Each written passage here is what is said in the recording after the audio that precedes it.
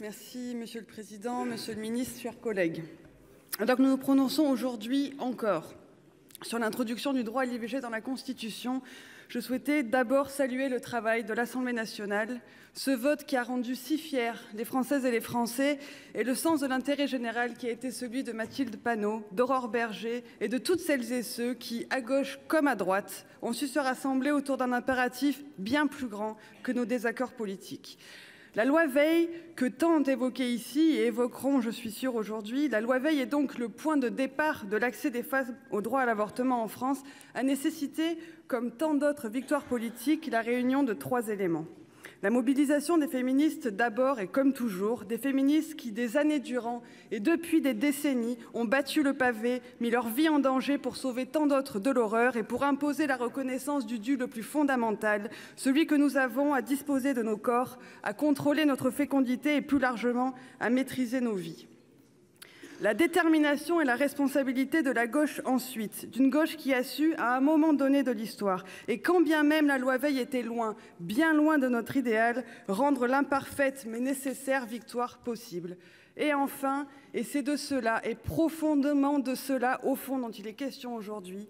de la dignité d'une partie de la droite, une certaine partie de la droite qui, en dépit des pressions, du conservatisme, de l'idéologie violemment sexiste et misogyne qui pétrissait alors une bonne partie de ses rangs, s'est allié à un combat dont aucun digne représentant de la nation ne pouvait persister à freiner l'aboutissement.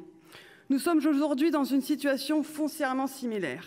parce qu'elle est tant attachée à ce qui constitue l'une des conditions les plus fondamentales de l'égal accès à la citoyenneté, 86% de la population française souhaite voir le droit à l'IVG entrer dans la Constitution. Dans ces 86% se trouvent tant de vos filles, de vos petites filles et de leurs amis, toutes celles et ceux qui savent dans leur chair qu'il n'est jamais, quand il est question d'IVG, de protection superflue et qu'il vaut toujours mieux trembler d'une main pour protéger des droits que se tétaniser pour refuser de le faire. Pas pour le symbole, ni pour l'esthétique, mais par la responsabilité immense que nous confère la conscience aiguë que nous avons des menaces qui planent toujours sur les droits des femmes et de la force de ce message d'espérance que la France peut aujourd'hui envoyer au monde entier. Car si la France n'est pas un pays magique, protégé de la marche du monde, immunisé contre les reculs, elle est aujourd'hui un pays tout particulier. Un pays que pas seulement les Américaines, mais les Polonaises, les Maltaises, les Hongroises, les Allemandes, les Italiennes, les Iraniennes, les Chiliennes regardent. Parce que ce pays peut, aujourd'hui, dans cette période si sombre pour les droits des femmes, tracer enfin un chemin d'espoir et de progrès. Je ne sais pas, chers collègues, combien d'entre vous, aujourd'hui, choisiront quel camp. Mais je sais profondément une chose, comme je crois intimement beaucoup ici le savent. Ceux qui voteront aujourd'hui en faveur de l'inscription du droit à l'avortement dans la Constitution n'auront jamais, jamais honte de leur vote. Notamment quand viendra le jour où le Conseil constitutionnel censurera une loi attaquant le droit à l'IVG et que les autres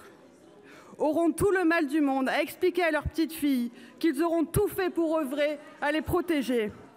En ce qui nous concerne, parce que dans les moments de bascule de l'histoire, nous saurons toujours où est notre responsabilité. Nous sommes prêtes et prêts à voter un texte qui, même s'il venait à l'issue du débat à ne pas pleinement nous satisfaire, permettrait de poursuivre l'avancée de notre pays vers cette grande victoire, protéger un droit avant qu'il soit menacé, car évidemment, quand il sera trop tard pour agir. Je vous remercie. Merci, chers collègues. La parole est maintenant à Monsieur Xavier Iacovelli pour le groupe RDPI pour 4 minutes.